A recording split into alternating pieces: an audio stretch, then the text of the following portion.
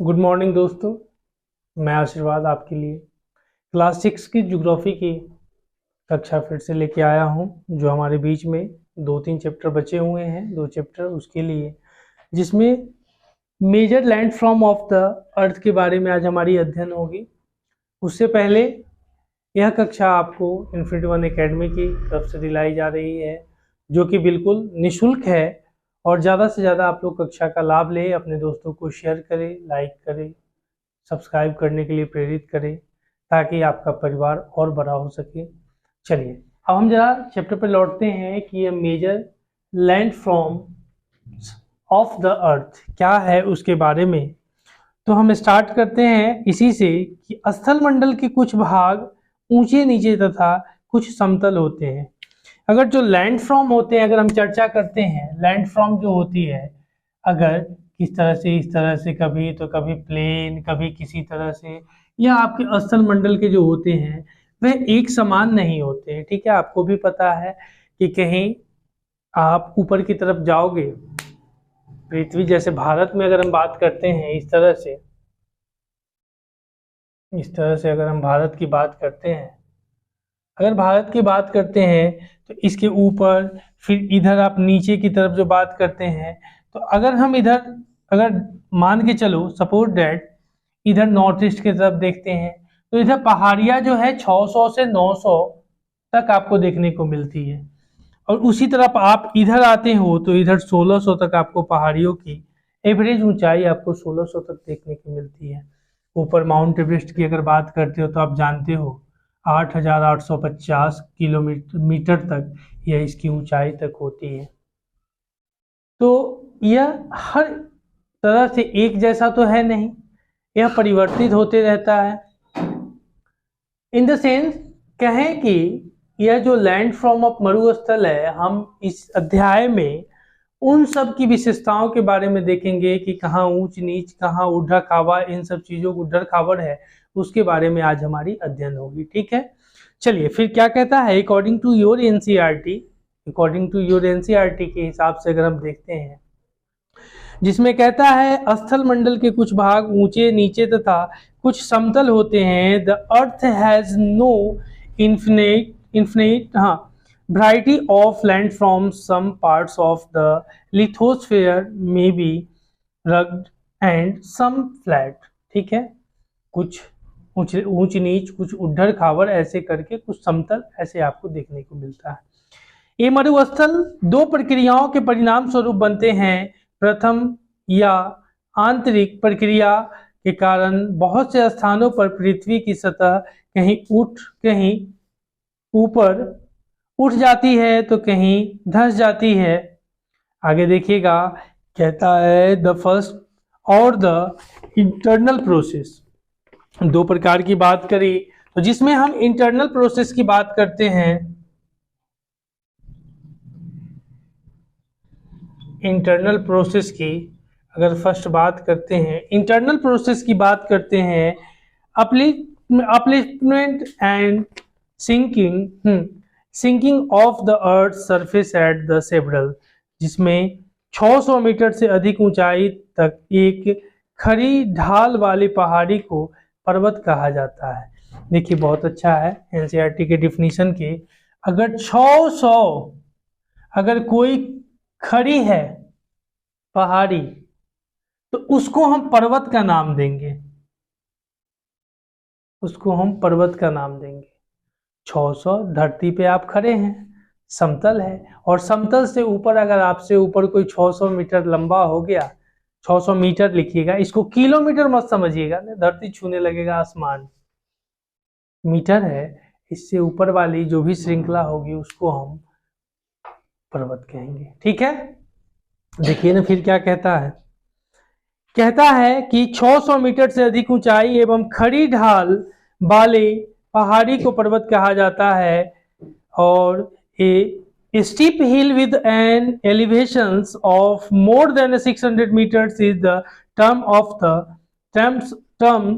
Termed as a mountain. इसी को पर्वत को ही माउंटेन बोलते हैं। ठीक है, आगे देखिएगा, समझ लीजिए, आप लोग के लिए विशेष है। जब क्वेश्चन आंसर राइटिंग कीजिएगा तो आप लोग में बहुत ज्यादा काम आएगा।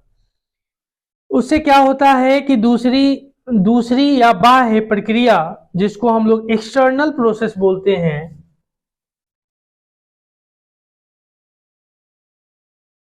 एक्सटर्नल प्रोसेस बोलते हैं, एक्सटर्नल प्रोसेस बोलते हैं, यह आंतरिक होती है और एक बाह्य होती है।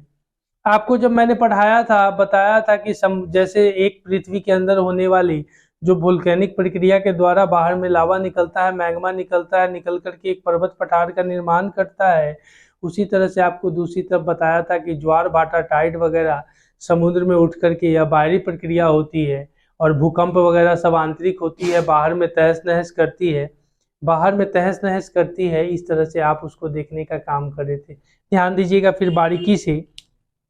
कहा पृथ्वी की सतह के टूटकर घिसक जाने को अपरदन कहते हैं। यानी जो पृथ्वी होती है अगर टूटकर घिसकती है तो उसको हम लोग इरोजन बोलते हैं, जिसको अपरदन बोलते हैं। टर्म सब याद रखिएगा, जब बड़ी कक्षा में जाइएगा यह बहुत काम आएगा, बहुत काम आएगा। ध्यान दीजिएगा। फिर क्या कहता है, अपरदन कहते हैं। हाँ, फिर पृथ्वी की सतह के टूटकर घिसक जाने अपरदन कहते हैं। अपरदन की क्रिया के द्वारा सतह नीची हो जाती है, जो सरफेस होती है वो डाउन हो जाती है, और तथा निक्षेपण की प्रक्रिया के द्वारा इनका फिर से निर्माण होता है। और फिर जब निक्षेपण होता है तो फिर से इसका निर्माण होता है। और उसी तरह कहता है दो प्रक्रियाएं बहते हुए जल, वायु तथा बर्फ के द्वारा होती है, इरोजन और आपने क्या क्या देखा, डिपोजिशन। दो प्रक्रिया जो होती है, ध्यान दीजिएगा, गौर से देखिएगा। क्लास 6 है लेकिन आप बड़े होकर के भी नहीं जान पाते हैं कभी कभी छोटी छोटी चीजों को।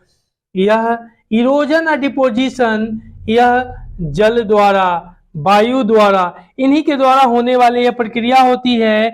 निक्षेपण प्रक्रिया द्वारा इनका आपने, ठीक है, अपरदन की प्रक्रिया,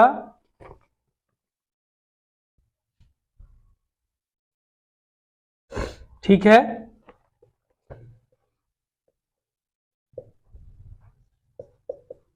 हाँ, निक्षेपण की प्रक्रिया के द्वारा इनका फिर से निर्माण होता है। ध्यान दीजिएगा, एक ने कहा हम टूटेंगे, एक ने कहा हम टूटेंगे, दूसरे ने कहा कि हम नए बनाएंगे। इरोजन का काम हुआ काट काट के छोटा करना। डिपोजिशन का काम किया लाला के उसको भरने का काम किया। इट्स कॉल्ड डिपोजिशन और it's called erosion. Do you understand? Okay, ध्यान दीजिएगा। फिर कहा निक्षेपण की प्रक्रिया के द्वारा इनका फिर से निर्माण होता है। और ये दो प्रक्रियाएं बहते हुए जल, मतलब जो वाटर जो बह रहा है ना जी, और वायु तथा बर्फ के द्वारा होती है।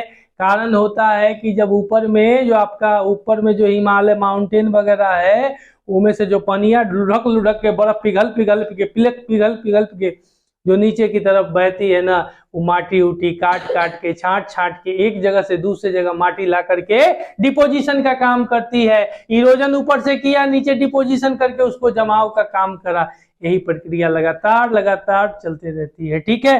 फिर देखना क्या कहता है, फिर कहता है हम विभिन्न स्थल रूपों को उनकी ऊंचाई, ढाल के आकार पर पर्वतों, पठारों एवं मैदानों को वर्गीकृत करते हैं। उनकी जो अगर पर्वत है, पठार है, मैदान है, तो उनकी जो ऊंचाई है वर्गीकृत करते हैं। उसके ऊपर हम उसको क्या करते हैं, उसके ऊपर हम उसको देखते हैं कि किस तरह से उसकी संरचना बनी है, उसके ऊपर हम उसको क्लासिफाई करने का काम करते हैं, ठीक है। चलिए, the second or the external process is the continuous bearings down and rebuildings of the earth's surface. The bearings away of the earth's surface is called erosion.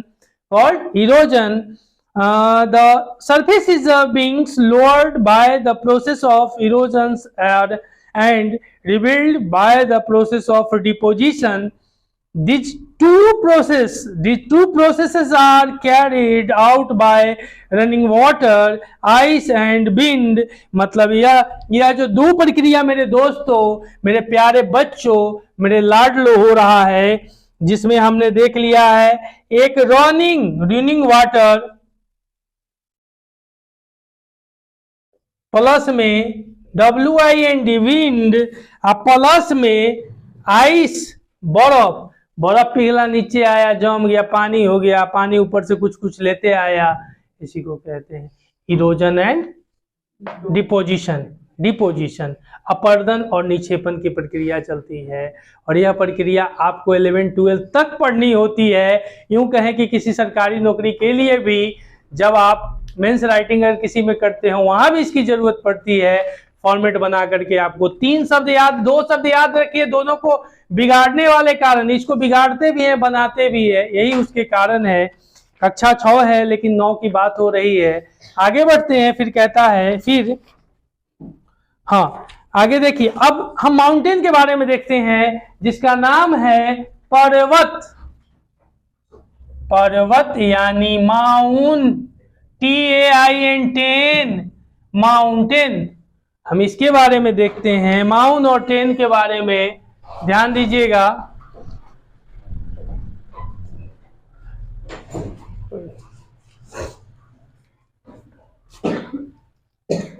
ठीक है इसको बोलते हैं माउंटेन।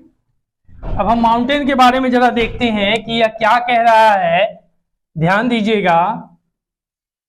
इसमें कहा पर्वत पृथ्वी की सतह की प्राकृतिक ऊंचाई है और यह नेचुरल हाइट, इसको बोलते हैं नेचुरल HEIGST, ठीक है, नेचुरल हाइट। पहला फैक्ट क्या चला, पता चला कि जो पर्वत है यह पृथ्वी की नेचुरल ऊंचाई है यानी प्राकृतिक ऊंचाई है। इसका पहला कारण हुआ नेचर से मिला है, इसलिए नेचुरल हाइट इसमें हो गया। फिर कहा कि पर्वत का शिखर छोटा तथा आधार चौड़ा होता है। देखिएगा, है कहा ये जो शिखर मतलब शीर्ष और आधार मतलब बेस, ये चौड़ा होता है, यह चौड़ा होता है बेस। इसी को पर्वत पहचानना हो तो अगर कहीं भी जाओ तो आप देखना कि उसकी जो बेस होती है वह चौड़ी होगी, शिखर पतला होगा, तब जाके वह पर्वत बनेगी। और नेचुरल हाइट भी उसमें होना चाहिए जो नेचर ने खुश होकर उसको देने का काम करा है। इसमें कहा पर्वत पृथ्वी की सतह प्राकृतिक ऊंचाई, पर्वत का शिखर छोटा तथा आधार उसका चौड़ा होता है और जैसे जैसे आप ऊंचाई पर जाएंगे जलवायु ठंडी होती जाएगी। और दूसरा रीजन, यहाँ पे जो क्लाइमेट होगी वह कोल्ड होती जाएगी। कब? जब हम हाइट की ओर जाएंगे तो वह ठंडी होती जाएगी। एक होता है लॉन्गिट्यूड और एक होता है लैटिट्यूड। तो जब हम लॉन्गिट्यूड की तरफ बढ़ेंगे, इक्वेटर से ऊपर बढ़ेंगे, तब वह ठंडा होगा और जब फिर इक्वेटर की तरफ आएंगे तो वह गर्म तरफ होने लगता है, वह गर्म होने लगता है, हॉट होने लगता है। चलिए और आगे देखिएगा। A mountain is any natural elevations of the earth's surface. The mountains may have a small summit and a broad base. As you go higher, climate becomes colder. ठीक है, आगे देखिएगा। कुछ पर्वतों पर हमेशा जमी रहने वाली बर्फ की नदियां होती है और इस पे आइस भी जमी होती है। आइस रिवर भी इस पर जमी होती है, ठीक है। और हिमनद, उसको बोलते हैं हिमनदी। हाँ, और जहां कुछ पर्वत ऐसे भी हैं जो समुद्र के भीतर है और तथा जिन्हें आप नहीं देख सकते। कठोर जलवायु, कठोर जलवायु होने के कारण पर्वतीय क्षेत्रों में बहुत कम लोग निवास करते हैं। वो कठोर जलवायु कहने का मतलब ज्यादा ठंडी होती है, इसलिए आपका बॉडी टेम्परेचर झेलने में सक्षम नहीं है, इसलिए आप वहां नहीं रहते हैं। फिर देखिएगा, वहां का धरातल खड़ी ढाल का होता है तथा कृषि योग्य भूमि की कमी होती है। एग्रीकल्चर भूमि, लैंड वहां पे नहीं होती है। फिर कहा, in some mountains there are permanently frozen river. इसको फ्रोजन रिवर, जो आइस रिवर लिखे हैं, इसको फ्रोजन रिवर भी बोलते हैं, फ्रोजन रिवर, रिवर्स भी बोलते हैं। FROZEN, frozen, RIVERS, reverse. चलिए, कहता है दे आर कॉल्ड ग्लेशियर। इसको हम लोग क्या कहते हैं? ग्लेशियर बोलते हैं, ग्लेशियर्स, GLACIERS, ग्लेशियर्स। ठीक है, आगे देखिएगा, there are some mountains you can not see as they are under the sea because of harsh climate, मतलब harsh climate. Less people live in the mountain areas since the slopes are steepless and the available for farming। ठीक है, available for farming। चलिए देखिए आगे देखिएगा, पर्वत एक रेखा के क्रम में भी व्यवस्थित हो सकते हैं और जिसे श्रृंखला कहा जाता है। हिमालय, एशिया, अल्प्स पर्वत, या आप देखते हैं यूरोप में अल्प्स बोलते हैं, तथा एंडीज दक्षिण अमेरिका में। इन पर्वतों के अगर हम बात करते हैं, हिमालय, ये सारे पर्वत के एग्जाम्पल हैं, सारे एग्जाम्पल हैं, उदाहरण हैं। लिख लीजिएगा, हिमालय, यह आपको एशिया कॉन्टिनेंट में, यह एशिया कॉन्टिनेंट है, बहुत सारे देशों को मिलाकर के एक कॉन्टिनेंट का निर्माण होता है। दूसरा बात करते हैं यूरोप में, जिसको आल्प्स पर्वत बोलते हैं, यह आपको यूरोप में है। ठीक है, और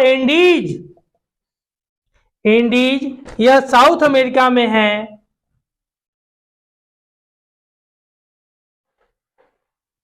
साउथ अमेरिका में है कि पर्वत श्रृंखला है और यह सबसे अद्भुत है और यह बड़ी है। इसमें बहुत ज्यादा आपको देखते हैं, बहुत सारे चीजों का, जड़ी बूटी वगैरह, इन सब चीजों का यहाँ से आपको मिलने की संभावना और मिलती भी है। चलिए, माउंटेन्स में be arranged in a line known as range। The Himalaya, the Alps and the Andes are mountain range of the Europe and South America respectively। ठीक है, आगे देखिएगा, पर्वत तीन प्रकार की होती है, एक बलित पर्वत, भ्रंशोस्त पर्वत और ज्वालामुखी पर्वत। देखिएगा, यह जो पर्वत होती है, जो हम पर्वत के बारे में, जिसको हम लोग माउंटेन बोलते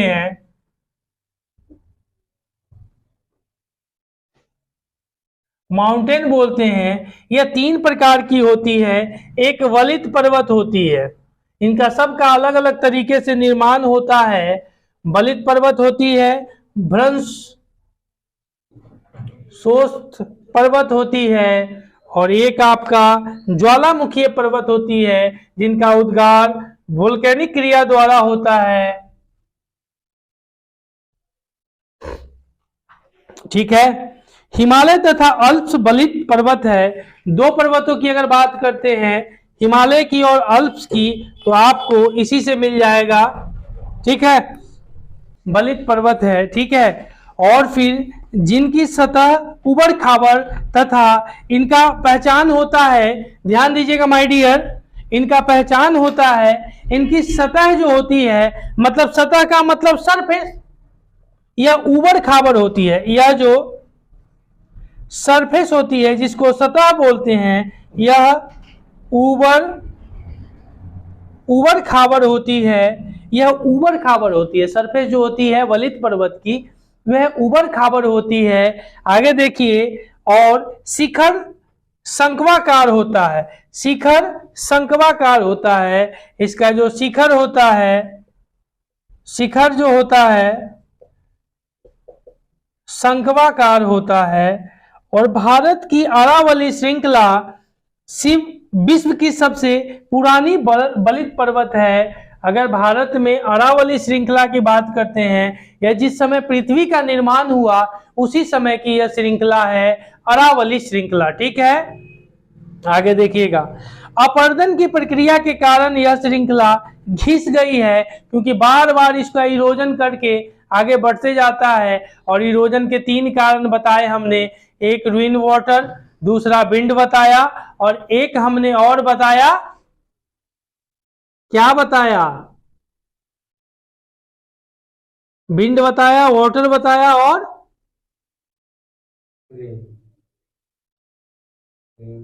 रेन वाटर बताया, विंड बताया, एक और हमने बताया। हमने 3 नाम बताए थे।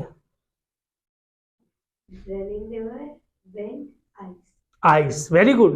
3 हमने बताया था, एक बर्फ पिघल करके, दूसरा हवा, और तीसरा हमने बताया था कि एक रनिंग वाटर जो होती है। 3 उसके बताए थे। 2 कारण हुए थे और 2 कारणों के 3 परिणाम थे।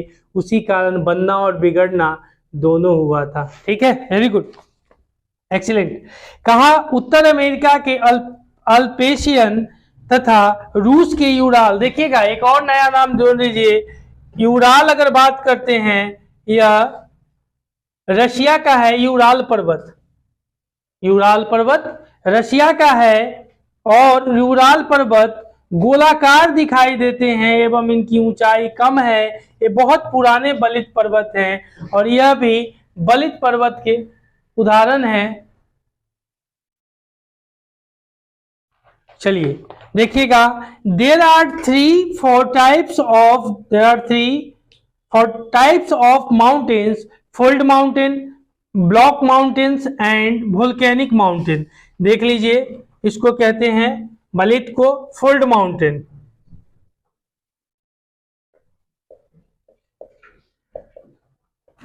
नाम दोनों नोट कर लीजिएगा।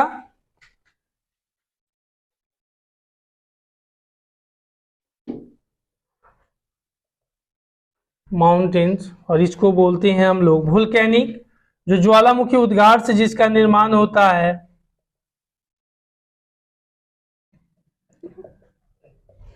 समझ में आ गया होगा।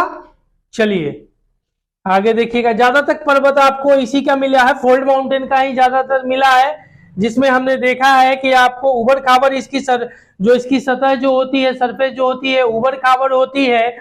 उसके बाद हमने कहा है कि इसकी सीड्स वगैरह शंक्वाकार होती है। देखिएगा, ब्लॉक माउंटेन और the volcanic mountain, the Himalayan mountains and the Alps, young fold mountain.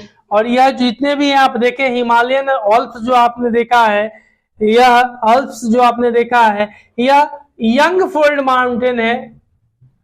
Young fold mountain है। यंग फोल्ड माउंटेन मतलब युवा है। और सबसे पुरानी अगर बात करते हैं, तो हम जो राजस्थान अरावली पर्वत श्रृंखला ये सब देखते हैं, वह ओल्ड है। ठीक है, वह लाठी लेके चल रहा है, झुक गया है पानी से, उसको पानी से, हवा से, ये सब से उसको उड़ा कर दूसरी जगह मिट्टी का निर्माण हो गया है। ठीक है, आगे बढ़ते हैं। ठीक है, mountain with the rugged relief and high conical peaks. फिर कहा कोनिकल पिक्स, जिसको शंकुआकार बोलते हैं, कोनिकल पिक्स, कोनिशियल पिक्स। उसके बाद कहा द अरावली रेंज, जो अरावली श्रृंखला है वह सबसे पुरानी बलित पर्वत है। अरावली श्रृंखला है वह सबसे पुरानी पर्वत श्रृंखला है। In the India is one of the oldest fold mountain systems in the world. This range has considerably worn down due to the process of erosion. The applications in North America and जो पर्वत देखा आपने, features, हाँ उसके बाद देखा America and the Ural mountain in the Russia have rugged features and low elevations. They are very old fold mountains और यह सबसे पुरानी वलित पर्वत श्रृंखला है। ठीक है, आगे देखिएगा, जब बहुत बड़ा भाग टूट जाता है तथा ऊर्ध्वाधर रूप से विस्थापित हो जाता है तब भ्रंशोत्त पर्वतों का निर्माण होता है। मतलब यह बहुत बड़ा, जैसे पर्वत हुआ टूट गया, या किसी भी दूसरे पार्ट का भाग टूट गया, जब टूट गया तो तथा ऊर्ध्वाधर रूप से विस्थापित होता है, एक जगह से दूसरी जगह विस्थापित हुआ और होता है, तब भ्रंशोत्त पर्वत का निर्माण होता है। ऊपर उठते हुए खंड को उत्खंड यानी हॉर्स तथा नीचे धंसे हुए खंड को द्रोणिका भ्रंश यानी ग्रोबेन कहा जाता है। यूरोप की राइन घाटी, अगर हम बात करते हैं इसका, तो यह यूरोप में राइन घाटी है, राइन वैली, राइन घाटी जो है, राइन घाटी तथा बॉसेज पर्वत एक और है, तथा हम बोलते हैं बॉसेज पर्वत, इस तरह के पर्वत तंत्र के उदाहरण है। यानी जो भ्रंशोत्त पर्वत हैं, जिसके दो, एक राइन घाटी और दूसरा बॉसेज यानी बॉसेज पर्वत है, यह इसके दो उदाहरण है। वलित पर्वत वाले में हमने बहुत सारे उदाहरण देखा, हिमालय देखा, अल्प्स देखा, यह सब यंग फोल्ड माउंटेन है, और रसिया का यूराल पर्वत देखा, और फिर आपने इधर अरावली पर्वत देखा, यह ओल्ड फोल्ड माउंटेन है। ठीक है, चलिए उसके बाद block mountains are the created when large areas are broken and displaced verticals, the uplifted blocks are formed as a hosted, उसके बाद horse and the low area blocked are called, उसके बाद जाब्रेन the Rhine valley are the Bosges mountains in Europe are examples of such as the mountain system। ठीक है, Ural आपने दो देख लिया, राइन देख लिया, राइन वैली देखा, या राइन वैली, और दूसरा आपने देखा बोस्केज माउंटेन, ये इसके हुए। हमने देखा बेटा शुरू में क्या देखा, हमने यहाँ पे देखा कि जो माउंटेन होती है वो तीन प्रकार की होती है, उनकी प्रक्रिया निर्माण की तीन प्रकार की होती है। एक को हमने कहा फोल्ड माउंटेन, दूसरे को कहा ब्लॉक माउंटेन, और तीसरे को कहा वोल्केनिक माउंटेन।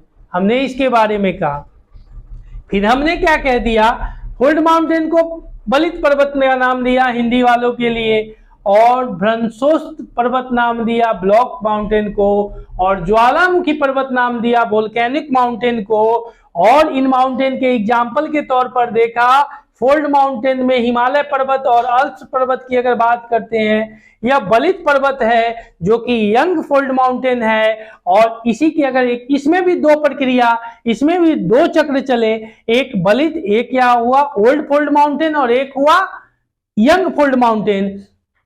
तो इस तरह से हमने इसको देखा। अरावली पर्वत श्रृंखला की अगर बात करते हैं तो वह आपका ओल्ड फोल्ड माउंटेन है, और न्यू फोल्ड माउंटेन की बात करते हैं जिसमें हम लोग यंग फोल्ड माउंटेन उसको कहते हैं, उसके बारे में अगर बात करते हैं तो वह आपकी हिमालय और अल्प्स है, इसके बारे में देखा। चाहे रसिया के बारे में भी देखा, यूराल पर्वत भी ओल्ड फोल्ड माउंटेन के ही उसके निर्माण से हुए हैं, वैसे ही हैं। लेकिन इसकी संरचना को पहचानने का क्या तरीका होता है, उबड़ खाबड़ हो यानी सरफेस सतह जो हो उबड़ खाबड़ होगी, तो और शीट्स जो होगा शंकुआकार कोनिकल होगा, तो आप समझना कि यह पर्वत फोल्ड माउंटेन का निर्माण करती है, यह उसकी पहचान को बताती है। ठीक है, आगे देखिएगा।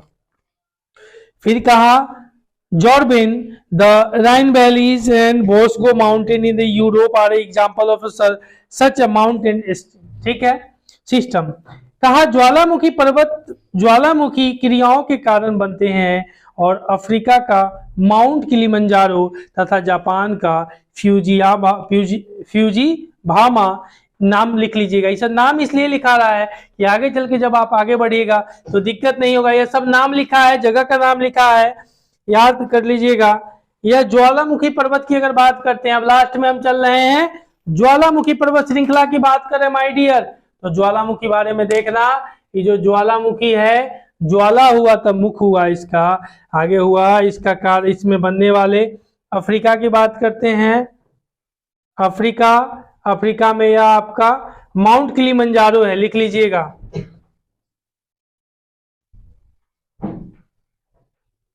माउंट किलिमंजारो है। तथा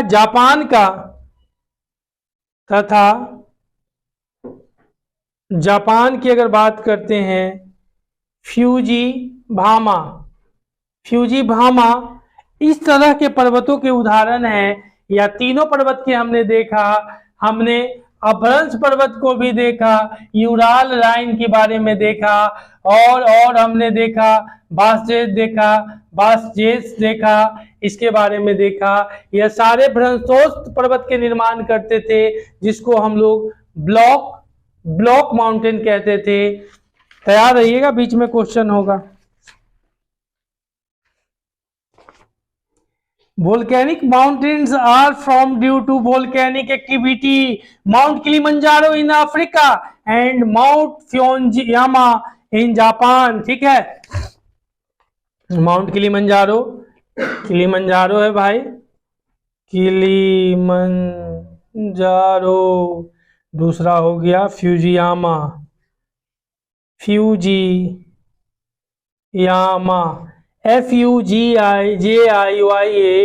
Fujiyama in Japan are the example of such mountains. यह सारे उसके एग्जाम्पल है। ठीक है, माउंट का शॉर्ट में MT लिखते हैं, शॉर्ट में MT लिख देते हैं, और इस तरह के उसके एग्जाम्पल है। ठीक है, आप लोग सब समझ गए होंगे, आगे बढ़ते हैं। चलिए, ज्वालामुखी पृथ्वी की सतह पर उपस्थित ऐसे उदार या मुख्य होता है जिससे पृथ्वी के भीतर का गर्म लावा, गैस, राख आदि बाहर निकलता है। जो पृथ्वी के अंदर का जो लावा होता है ना, वोल्केनिक क्रिया के द्वारा, वह बाहर निकलने का काम करता है। क्या होता है? बाहर निकलता।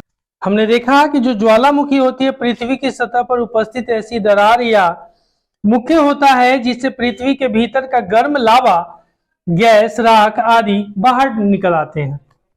वस्तुतः यह पृथ्वी की ऊपरी परत के एक विभंग होते हैं जिसके द्वारा अंदर के पदार्थ बाहर निकल जाते हैं और बाहर आकर के वह अवस्थित हो जाते हैं। ठीक है, देखिएगा, पर्वत बहुत लाभदायक होते हैं। पर्वत जल के संग्रहगार होते हैं। बहुत सी नदियों की स्रोतों पर्वत में उपस्थित हिमानियों में होता है। पर्वतों में अलग अलग प्रकार की वनस्पतियां तथा जीव जंतु पाए जाते हैं, और वनों से हमें ईंधन, चारा, आश्रय तथा दूसरे उत्पादन जैसे गोंद, रेजिंग इत्यादि प्राप्त होते हैं। ठीक है, पेपर वगैरह भी हम वनों से बनाते हैं।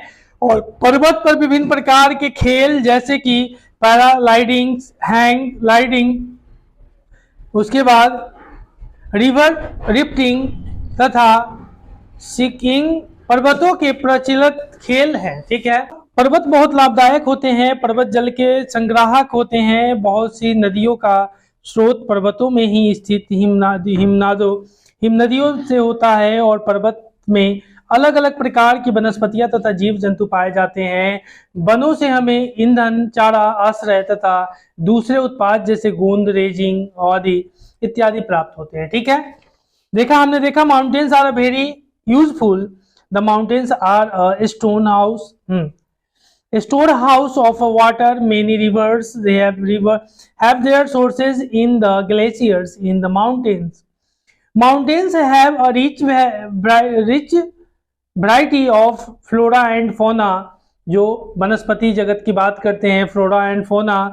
The forest provide fuel folder, उसके बाद fodders, shelters and other products like gum, rag, उसके बाद रेशंस एक्सेट्रा। ये सारे चीज आपको इससे मिलने को काम होता है। ठीक है, आगे देखिए पठार के बारे में अब देखते हैं। पठार क्या होता है, जरा पठार को अब देखते हैं।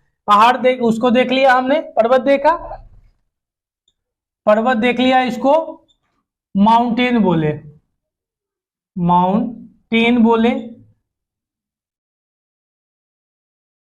माउंटेन बोले, माउंटेन हमने देख लिया। अब हम देखते हैं प्लेट्यू के बारे में, जिसको पठार बोलते हैं, इसको हम लोग प्लेट्यूज बोलते हैं। इसके बारे में जरा चर्चा करते हैं। देखिए क्या कहता है, पठार उठी हुई सपाट भूमि होती है, मतलब यह उठी हुई होती है, सपाट भूमि होती है, जिसकी पठार के एक या एक से अधिक किनारे होते हैं, जिसके ढाल खड़े होते हैं, इसकी ढाल खड़ी होती है। ठीक है, ध्यान दीजिएगा, इसकी ढाल खड़ी होती है, और जिनकी ऊंचाई प्रायः कुछ 100 मीटर से लेकर कई हजार मीटर तक होती है। और कहता है भारत में दक्कन पठार पुराने पठार में से एक है, या जो दक्कन का प्लेट्यू बोलते हैं, दक्कन पठार या पठार के एक एग्जाम्पल के तौर पे देखते हैं, यह भारत में है। देखिएगा, उसके बाद केन्या, तंजानिया तथा युगांडा का पूर्वी अफ्रीका पठार, एक ऑस्ट्रेलिया का पश्चिमी पठार, इस प्रकार के उदाहरण है। तिब्बत का पठार विश्व का सबसे ऊंचा पठार है। अगर तिब्बत के प्लेट्यू की बात करते हैं, तिब्बत का पठार वर्ल्ड लार्जेस्ट है।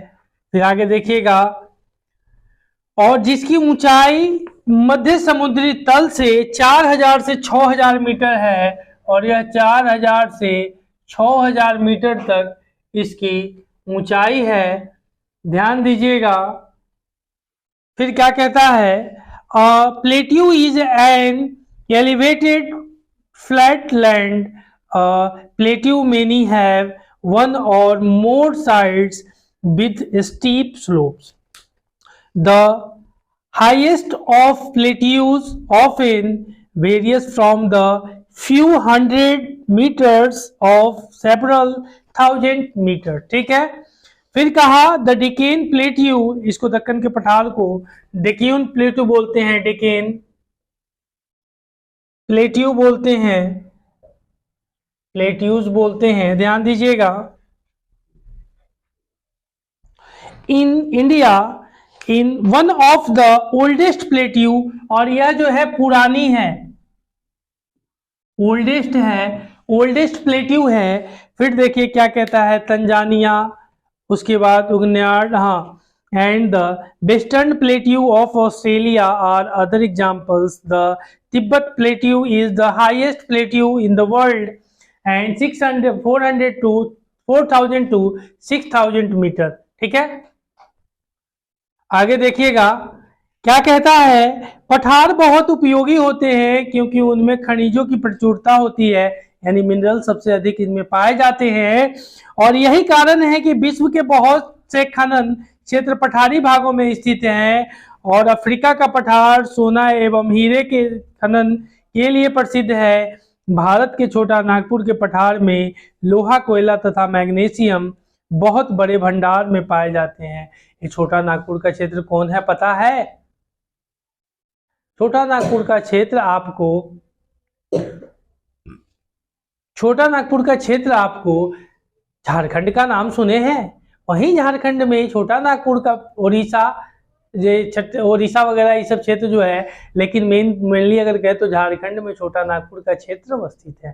ठीक है, आगे देखिएगा, plateau are valleys useful because they are rich in minerals deposits. As a result, many of the mining areas in the world are located in the plateau areas. The African plateau is the famous from gold and diamond mining. In India, huge reserve of iron, coal and manganese are found in the छोटा Nagpur plateau. ठीक है, आगे देखिए क्या कहता है, भारत में छोटा नागपुर पठार का स्वर्णरेखा नदी पर स्थित हुंडूर जलप्रपात तथा कर्नाटक में जोग जलप्रपात इस प्रकार के जलप्रपात के उदाहरण हैं। मतलब हुंडूर देखिएगा, हुंडरू जलप्रपात, वाटरफॉल बोलते हैं ना, जलप्रपात, ठीक है।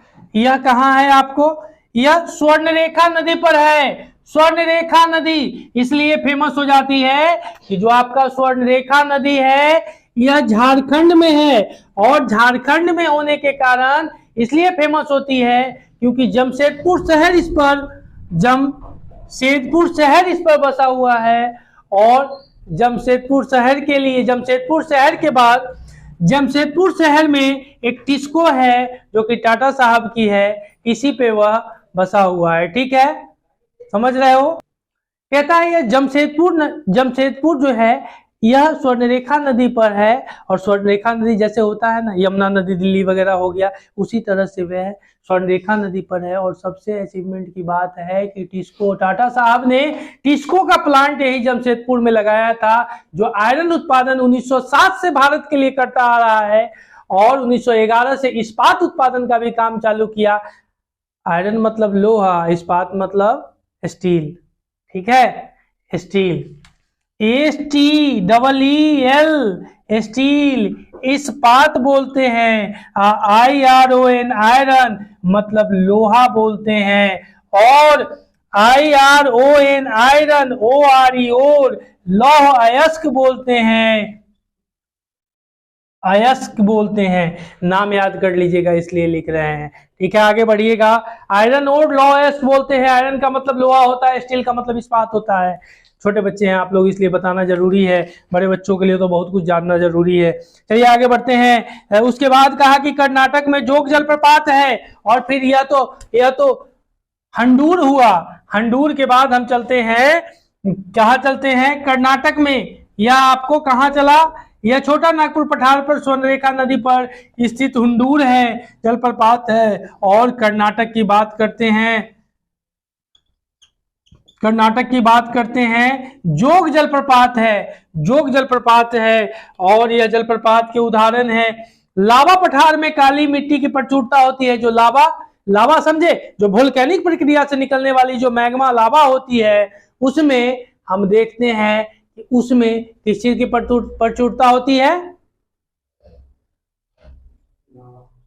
लावा तो निकला भाई, प्रचुरता किसकी होती है, काली मिट्टी की। वेरी गुड, एक्सीलेंट, काली मिट्टी की होती है, और जो उपजाऊ है और खेती के लिए काफी अच्छी है। और जो काली मिट्टी होती है यह कपास उत्पादन में बहुत अच्छी होती है।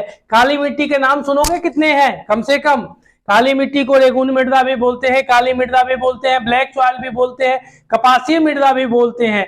यह सारे नाम आपको, काली कॉटन सॉइल भी बोलते हैं, यह सारे आपको काली मिट्टी के नाम है, ठीक है। और नाम होंगे, हाँ, दक्कन मिट्टी, उसको दक्कन मृदा भी बोलते हैं, क्योंकि दक्कन प्लेट्यू के अधीन है, इसके लिए दक्कन प्लेट्यू भी मृदा भी बोलते हैं। ये सारे उसके नाम है। इन इंडिया द 100 फॉल्स, कहता है 100 false in the Chota Nagpur plateau on the rivers. उसके बाद Swarnarekha and the Jog falls in Karnataka are examples such as the waterfalls. The lava plateau are rich in black soil that are the fertile and gold or cultivation. ठीक है, आगे देखिएगा। उसके बाद plateau मैदान। अब हमने इतना देख लिया, उदाहरण देखा कि भारत में दक्कन का पठार सबसे बड़ा है, और विश्व की बात करते हैं तिब्बत का पठार सबसे बड़ा है। अब बात किसकी करते हैं,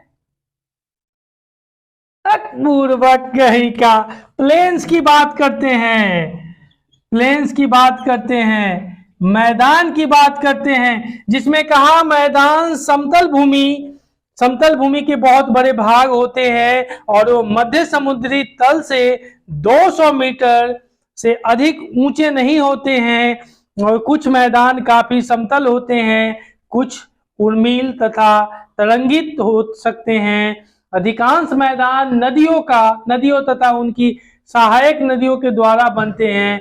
वे अपरदित पदार्थों को अपने साथ आगे की ओर ले जाती है, और अपने साथ ढोए जाने वाले पदार्थों जैसे पत्थर, बालू तथा सिल्ट को वे घाटियों में निक्षेपित कर देती है। इन्हीं निक्षेपों के मैदान का निर्माण होता है। आगे देखिएगा, मैदान बहुत अधिक उपजाऊ होते हैं, यहाँ परिवहन के साधनों का निर्माण करना आसान होता है, इसलिए ये मैदान विश्व के सबसे अधिक जनसंख्या वाले भाग होते हैं। ठीक है, नदियों के द्वारा बनाए गए कुछ बड़े मैदान एशिया तथा उत्तर अमेरिका में पाए जाते हैं। एशिया में स्थित भारत में गंगा एवं ब्रह्मपुत्र मैदान, चीन में यांगसेप नदी का मैदान इसके प्रमुख उदाहरण है, जिससे यह घाटी वगैरह, जिससे उपजाऊ भूमि फर्टाइल वगैरह जो बनती है। ठीक है, गंगा का मैदान देश में सबसे अधिक जनसंख्या वाला क्षेत्र है। ठीक है, plains are a valley fertile constructions of a transport network in the easy. तो उसी चीज को कहा, आगे देखा, फिर देखते हैं। यानी देख लिया, प्लेन्स आर वेरी फर्टाइल। ठीक है, इसमें कहा construction of the transport network is easy, thus these plains are very thick populated regions of the world. Some of the largest plains made by the rivers are found in Asia and North America. For example, in Asia, these plains are formed by the Ganga and the Brahmaputra in India and the Yangtze in China, yani Chin in India. To the Indo-Gangetic plains are the most densely populated regions of the country. ठीक है, आगे देखिएगा, कहता है अब land forms and the people. अब स्थल रूप एवं लोग, जिसमें कहा land forms and the people. ठीक है, स्थल रूपों की विभिन्नता के अनुसार ही मानव विभिन्न प्रकार से जीवन यापन करते हैं। मैदानी क्षेत्रों का जीवन पर्वतीय क्षेत्रों की तुलना में सरल होता है। मैदान में यह कठिन होता है क्योंकि वहां पे हर कुछ महंगी हो जाती है, ट्रांसपोर्टेशन वगैरह सब कुछ महंगी हो जाती है, इसके कारण से। फिर कहा मैदानों में फसलें उगाना, घर बनाना या सड़कें बनाना पर्वतीय क्षेत्रों की तुलना में अधिक आसान होता है क्योंकि वहां ज्यादा कॉस्टली पड़ता है, यहाँ कम पड़ता है। विभिन्न प्रकार के स्थल रूपों पर रहने वाले लोगों के लिए रहन सहन के तरीकों में अंतर होता है और कभी कभी प्राकृतिक आपदाएं जैसे कि भूकंप, ज्वालामुखी, उद्गार, तूफान तथा बाढ़ बहुत विनाश कर देते हैं। और इस आकस्मिक घटनाओं के बारे में जागरूकता पैदा करने हम इनमें आने वाले खतरों को कम कर सकते हैं, क्योंकि लोगों को बचाव का साधन बताएंगे, किस स्टेप से करेंगे भूकंप से बचा जाएगा, कैसे करेंगे उसके बारे में। ठीक है, यही है।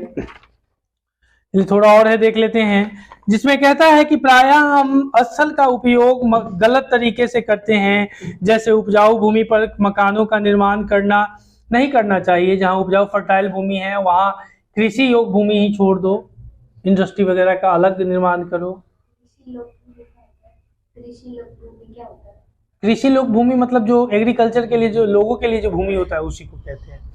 आगे देखिएगा, कहता है जैसे उपजाऊ भूमि पर मकानों का निर्माण करना और इसी प्रकार हम लोग कूड़ा किसी भी भूमि पर या पानी में फेंक देते हैं जो नहीं फेंकना चाहिए था, कि उन्हें गंदा कर देते हैं। और हमें प्रकृति के इस महत्वपूर्ण वरदान का उपयोग इस प्रकार नहीं करना चाहिए। उपलब्ध भूमि केवल हमारे ही उपयोग के लिए नहीं है, यह हमारा कर्तव्य है कि हम आगे आने वाली पीढ़ियों के लिए भी पृथ्वी को सुरक्षित रखें। ठीक है, देखिए, outside often we use the land in the best water manners, for example constructing houses on a fertile land.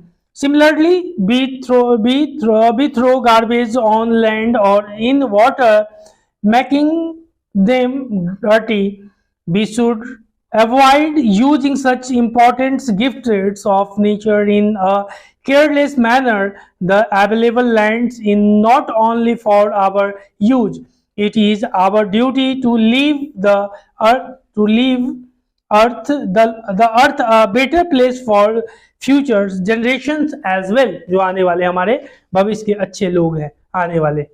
चलिए, तब तक के लिए यह कक्षा आप लोग अपने दोस्तों को भी शेयर करें, उनको कहें सब्सक्राइब के लिए, लाइक करें, शेयर करें, और फिर हम अगली कक्षा ज्योग्राफी की आपसे बहुत जल्द मिलेंगे। तब तक के लिए जय भारत, जय हिंद।